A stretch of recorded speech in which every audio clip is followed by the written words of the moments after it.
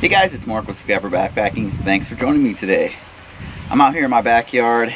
Just got back last night from the Eagle Rock Loop trip with Chris and Beekeeper. Had a really good time, and we had some challenges, I'll say that. It did not go quite as planned. You know, some of the best trips don't go quite as planned.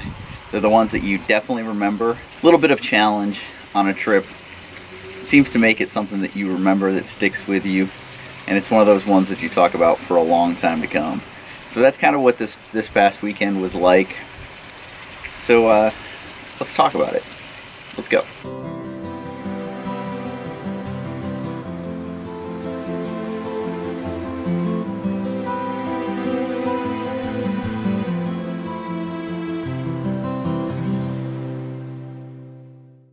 So the Eagle Rock Loop, it is a 28.6 mile loop that has, I don't know, if I had to guess, probably 40 creek or river crossings on it.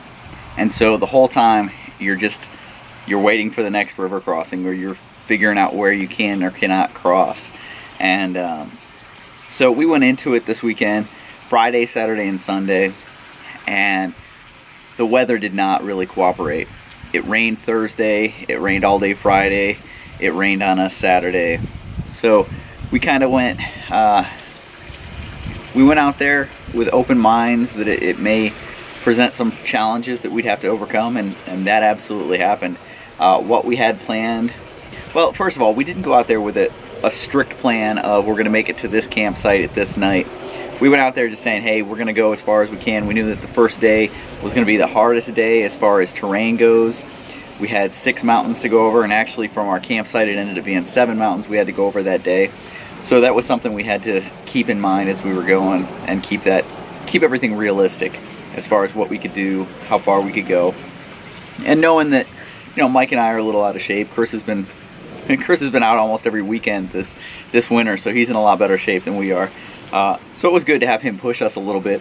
So we got out there, and really the group, being with people that you enjoy being with, really is what made it a great experience. I think without that, it would have been a pretty crappy experience. The weather was cold, it was wet, it was rainy.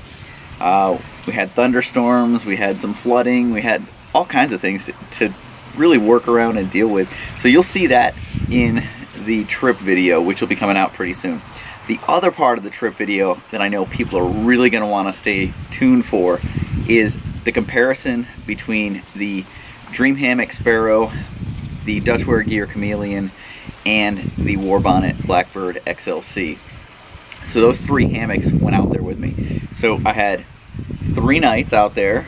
We had 3 people, Chris, Beekeeper, and myself, and the 3 hammocks. So each night we slept in a different hammock. We traded hammocks off as we went, and so you'll get to see what we thought of each of the hammocks. And it isn't just me telling you what I thought.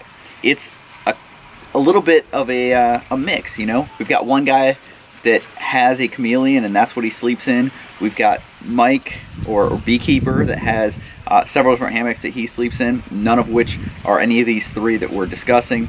And of course I've got all 3 and have slept in all 3, but this will just give me another chance to get another night in them and another data point for myself to kind of weigh how I feel about them. Now, I'm not going to tell you the results of that. You're going to have to watch the video, and then after the video there will be a more extended version that goes into a little bit more detail and talks through some of the weights and some of the other comparisons there. And yeah, so that was good. So I've been watching some of the other YouTube channels, and it's kind of funny. A lot of the things that I've been doing, you know, Syntax 77's been doing about the same time, and I just kind of was laughing about that. I left him a little message on Facebook today saying, hey, you know, our video list is starting to look pretty similar.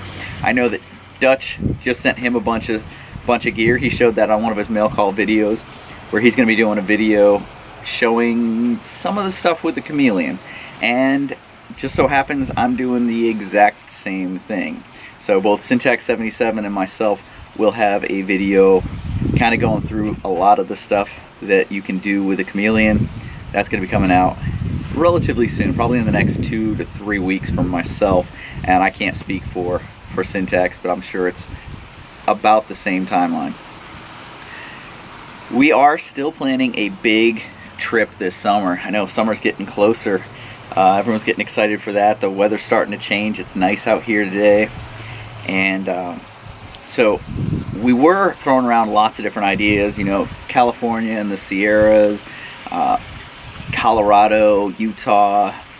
We've thrown around some AT trips, and so we've come up with a good plan. We're doing about a 100-mile section of the AT. It's going to be a very epic section.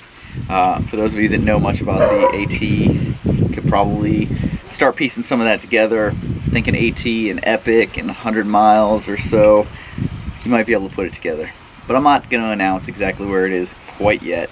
We're still working out some of the details, some of our food drop stuff, and who's going. I know that Sherpa Man's in as long as his foot heals up. Beekeeper's definitely in, I'm definitely in. And Whip Snake, we're still trying to convince. He's still on the fence. So if you guys out there want to send in some messages and give the encouragement to Whip Snake that he can do this, let's hear it. Throw it out here. Let's encourage him to get out there and do this with us. We're all starting to hit the gym pretty good, with the exception of Sherpa Man. He's been kind of bummed out about his foot. So we're just hoping he gets back on his feet real quick and gets back on the elliptical. He just texted me a little bit earlier and said he was looking to get back on the elliptical either this week or next week. So hopefully that's the case and we get him moving in the right direction.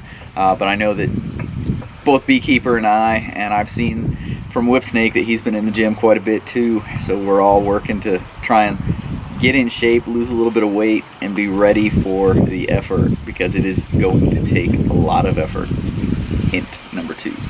Well, anyway, guys, that's all I wanted to just do today, was just kind of give you a little update. I would have liked to have gotten the video edited and out for today, but with me getting back so late Sunday night, having to be at work first thing this morning, it just wasn't enough time for me to edit and get it to the point that I wanted it to put it out, to publish it and show you guys. And there's a lot of inner workings to the story there that I want to make sure that we captured and that I edit and show in the right detail. So it's going to take a little bit of time. Hopefully it'll be out later this week. If not, it'll be next Tuesday's video. But guys, I appreciate you tuning in, checking in. I want to hear your comments. Leave me your feedback. Let me know how things are going. Like this video, share it, subscribe to this channel if you haven't. I'll see you down the trail. Thanks.